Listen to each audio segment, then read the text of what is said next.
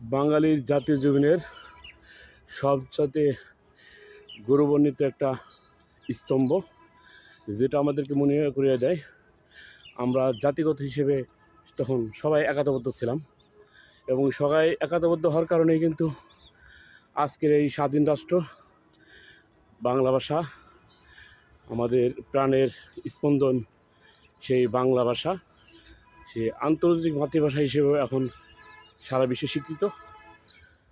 আমাদের আন্তর্জাতিক মাতৃভাষা দিবস 21শে ফেব্রুয়ারি। এখানে 7টা স্তম্ভ আছে। 7টা স্তম্ভের ভিতর 7জন শহীদ সেনাদের নামকরণে করা। এটা সাভারের নবীনগর স্মৃতিসৌধে নামে পরিচিত। এটা সাভারে অবস্থিত।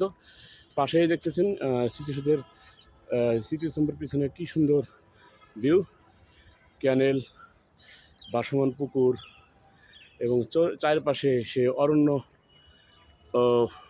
গাছগাছালি ভরা।